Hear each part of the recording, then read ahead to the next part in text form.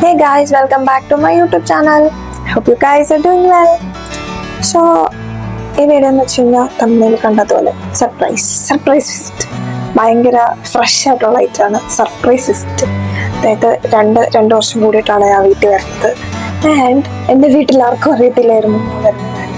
ഞാൻ എല്ലാവരോടും പറഞ്ഞത് ഞാൻ ഡിസംബറിൽ വരുമെന്ന്, December 1st വരുമെന്നാണ് വീട്ടിലെല്ലാവരോടും പറഞ്ഞത്. പാവം എൻ്റെ അമ്മ ഞാൻ ഡിസംബറിൽ വരുമെന്ന് വിചാരിച്ചിരിക്കുമായിരുന്നു. എൻ്റെ ഒരു 20 ദിവസം മുന്നേ ഞാനൊക്കെ വന്നു. അപ്പോൾ അമ്മ സർപ്രൈസ് ആവുന്ന എൻ്റെ വീഡിയോ ഒക്കെ എടുക്കണം എന്നൊക്കെ വിചാരിച്ചിട്ടാണ്, അത് പതിവാണല്ലോ. അതുകൊണ്ട് ഞാൻ അതൊക്കെ വിചാരിച്ചിട്ടാണ് അവിടെ ഇങ്ങോട്ട് വന്നത്. എന്താ സംഭവിച്ചത്? And reality was entirely different from നമ്മൾ പ്ലാൻ ചെയ്ത് വെച്ച സാധനത്തിൽ നിന്ന്. എൻ്റയറായിട്ടും ഡിഫറെൻ്റ് ആയിട്ടുള്ളൊരു സാധനമായിരുന്നു എൻ്റെ വീട്ടിൽ നടന്നത്. ഒന്നാമത്തെ കാര്യം, എൻ്റെ വീട്ടിലുള്ളവർക്ക് വികാരങ്ങളില്ലായിരുന്നു. ആൻഡ് ഞാനത് സാഹചര്യമായിട്ട് എങ്ങനെയാണ് എൻ്റെ വീട്ടിൽ കയറിയതെന്നുള്ളതാണ് ദിസ് വീഡിയോ. സോ മിസ് ചെയ്യാതെ ഫൈനൽ വരെ കാണാം. പിന്നെ ഇതിലെ എല്ലാ ക്ലിപ്പും എനിക്ക് ആഡ് ചെയ്യാൻ പറ്റില്ല. എൻ്റെ കയ്യിൽ കിട്ടിയ കുറച്ച് സാധനങ്ങൾ മാത്രമേ എനിക്ക് ആഡ് ചെയ്യാൻ പറ്റിയിട്ടുള്ളൂ. ആൻഡ് വലിയ വീഡിയോ അല്ല, ചെറിയ വീഡിയോ ആയിട്ട്. ആൻഡ് ഗൈസ്, ഇത് അത്ര വലിയ വീഡിയോ ഒന്നല്ല, ചെറിയ video. And hope you guys will enjoy it. So if you like my video, please do like, share and subscribe.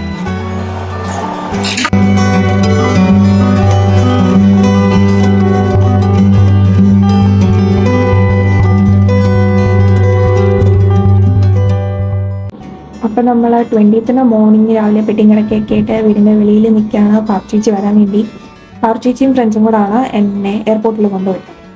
അപ്പോൾ എൻ്റെ സാധനങ്ങളെല്ലാം ഷിഫ്റ്റ് ചെയ്തതുകൊണ്ട് എനിക്ക് ഫുഡ് ഉണ്ടാക്കാൻ ഒരു വഴിയില്ലായിരുന്നു. സോ അവളെനിക്ക് ഇഡ്ഡലിയും കടലക്കറിയൊക്കെ രാവിലെ കൊണ്ടുവന്ന് തന്ന് അതൊക്കെ വണ്ടിയിലിട്ട് എന്നെ കഴിപ്പിച്ച് സേഫായിട്ടാണ് എന്നെ എയർപോർട്ടിൽ കൊണ്ടുപോയിട്ടത്.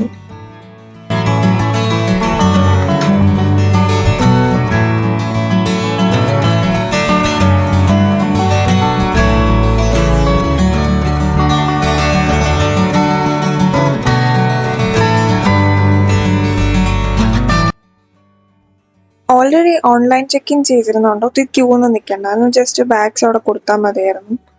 പക്ഷേ ഇമിഗ്രേഷൻ ചെയ്യാനായിട്ട് ഇമിഗ്രേഷൻ ക്ലിയർ ചെയ്യാൻ വേണ്ടി കുറേ സമയം എടുത്തു. അവർ എല്ലാ പൊട്ടും പൊടിയും ചെക്ക് ചെയ്യുന്നുണ്ടായിരുന്നു. ബിക്കോസ് നമ്മൾ ഇന്ത്യൻസ് ആയതുകൊണ്ട്, ഇന്ത്യയും കാനഡയും തമ്മിലുള്ള പ്രശ്നമൊക്കെ ഉള്ളതുകൊണ്ട് അവർ ഇന്ത്യൻസിന് ഒരുപാട് സമയം എടുത്തിട്ടാണ് ഇമിഗ്രേഷൻ ക്ലിയർ ചെയ്തത്. അങ്ങനെ ഒരു 45 minutes ഒക്കെ കഴിഞ്ഞ് വെയിറ്റൊക്കെ ചെയ്ത് കഴിഞ്ഞപ്പോൾ ബോർഡ് ചെയ്തു. ആൻഡ് ലക്ലി എനിക്കൊരു സൈഡ് സീറ്റ് കിട്ടി. ഈ 14 hours ഫ്ലൈറ്റിൽ മിഡിലിരുന്ന് പോകുന്ന കാര്യം എനിക്ക് ആലോചിക്കാൻ പോലും വയ്യ. സൈറ്റിലാകുമ്പം അറ്റ്ലീസ്റ്റ് കിടന്ന് ഉറങ്ങാനെങ്കിലും പറ്റും. രണ്ടുപേരുടെ നടുക്ക് 14 hours ഒക്കെ ഇരുന്ന് പോകാന്ന് വെച്ചാൽ അതും കംപ്ലീറ്റ്ലി സ്ട്രേഞ്ചേഴ്സ് ആയിട്ടുള്ള രണ്ടുപേരുടെ നടുക്ക്. എനിക്ക് ആലോചിക്കുമ്പോൾ തന്നെ പേടിയാണ്.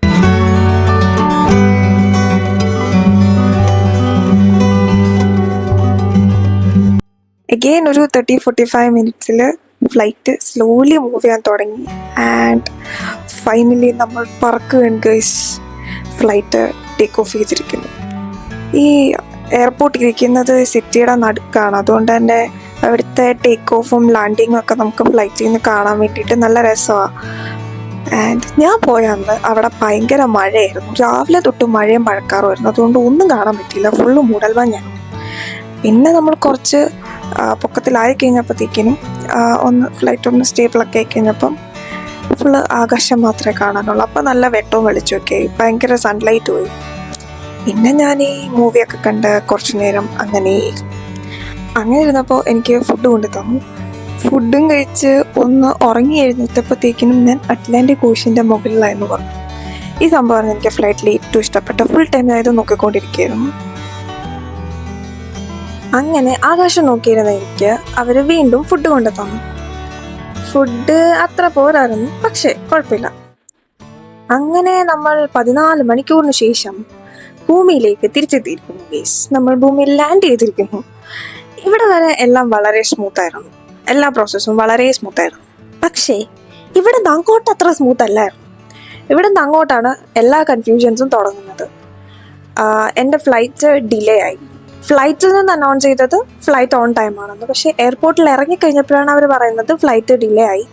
ആ ഫ്ലൈറ്റ് ഇതുവരെ വന്നിട്ടില്ല. എനിക്ക് പോകേണ്ട അബുദാബി ടു കൊച്ചി എനിക്ക് പോകേണ്ട ഫ്ലൈറ്റ് ഇതുവരെ വന്നിട്ടില്ല. ഫ്ലൈറ്റ് 1 hour 45 minutes ഡിലേ ആണ്. ഒരു ഫ്ലൈറ്റ് ഡിലേ ആവുന്നത് അത്ര പുതുമയുള്ള സംഭവമൊന്നുമല്ല. പക്ഷേ എൻ്റെ കേസിലുണ്ടായത് ആ ഫ്ലൈറ്റ് ഡിലേ ആയ ഓരോ മിനിറ്റും എനിക്ക് ഭയങ്കര വാല്യുബിൾ ആയിരുന്നു. കാരണം ഞാൻ വീട്ടിൽ പറയാതെ വരുന്നതുകൊണ്ട്. ഫ്രീക്വൻ്റ്ലി എന്നും കോണ്ടാക്ട് ചെയ്യുന്ന ഒരാൾ നമ്മളെ വിളിക്കാതിരിക്കുമ്പം നമുക്ക് ഡൗട്ട് അടിക്കും.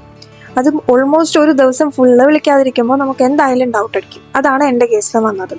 അമ്മയ്ക്ക് ചെറിയ ഡൗട്ട് അടിച്ചു തുടങ്ങി. ഞാൻ എന്നെ 2 മണിക്ക് ടേക്ക് ഓഫ് ചെയ്യേണ്ട ഫ്ലൈറ്റിന് നമ്മൾ 3:15 ബോർഡ് ചെയ്തു. ആൻഡ് 3:40 എന്തോ ആയപ്പോഴാണ് ഫ്ലൈറ്റ് ടേക്ക് ഓഫ് ചെയ്യുന്നത്. ലിറ്ററലി എനിക്ക് ഫ്ലൈറ്റ് അത്ര എൻജോയ് ചെയ്യാൻ പറ്റിയില്ല, അബുദാബി ടു കൊച്ചി ഫ്ലൈറ്റ്.